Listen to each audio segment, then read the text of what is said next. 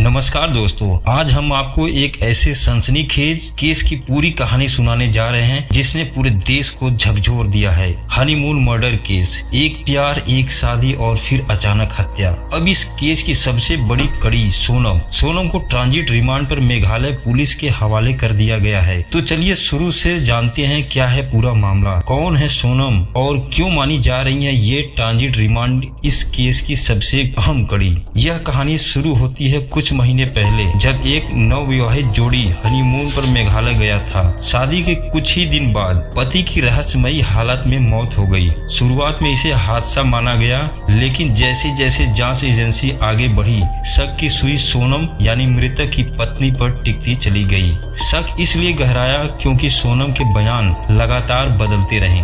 कभी वो कहती कि पति पहाड़ी से फिसल कर गिरा, तो कभी कहती कि कोई तीसरा शख्स वहां मौजूद था। तो आखिर ये सोनम है कौन? सोनम उत्तर भारत की रहने वाली एक युवती है जिसकी शादी कुछ महीने पहले ही हुई थी। परिवार वालों के अनुसार शादी बिल्कुल धूमधाम से हुई थी। शुरुआत में सब कुछ सामान्य लग रहा था, लेकिन शादी के बाद सोनम का व्यवहार बदलने लगा।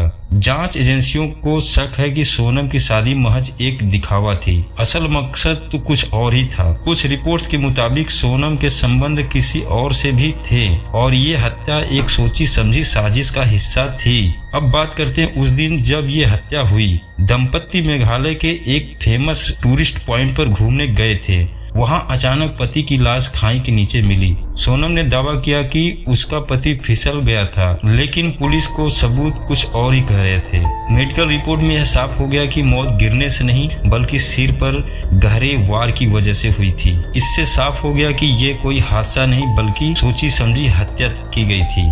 पुलिस को मौके से शराब की बोतलें, एक संदिग्ध बैग और सोनम के कपड़ों पर खून के निशान भी मिले थे। इसके बाद सोनम पर शक और गहराता चला गया।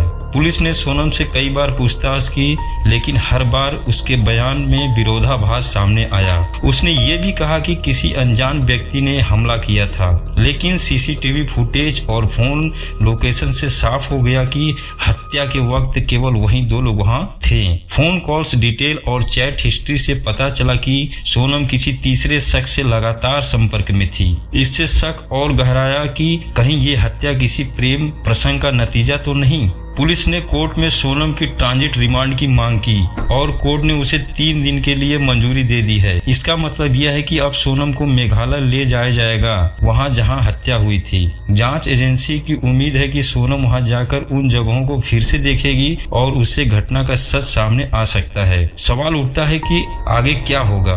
क्या कोई तीसरा आरोपी भी सामने आएगा? क्या ये मर्डर किसी इंश्योरेंस या पॉलिसी या पैसे के लालच में किया गया था? जांच एजेंसियों ने साफ किया है कि सोनम से सख्ती से पूछताछ होगी और अगर सख्त जरूरत पड़ी तो सीबीआई की एंट्री भी हो सकती है। इस केस ने एक बार फिर ये साबित कर दिया है कि शादी जैसे पवित्र रिश्ते को भी कुछ लोग अपने स्वार्थ के लिए इस्तेमाल कर रहे हैं। हम सबको सतर्क रहने की जरूरत है और रिश्तों में अंधा भरोसा करने से पहले सही तरीके से समझना जरूरी है। तो दोस्तों, ये थी हनीमून मर्डर केस की अब तक की सबसे डिटेल और पूरी जानकारी। हमारी टीम लगातार इस मामले पर नजर बनाए हुए है। जैसे ही कोई नया अपडेट आएगा हम आपको तुरंत बताएंगे। अगर आप इस केस से जुड़ी बाकी अपडेट भी पाना चाहते हैं तो चैनल को सब्सक्राइब जरूर करें, वीडियो को लाइक करें और अपनी राय नीचे कमेंट बॉक्स में जरूर बताएं।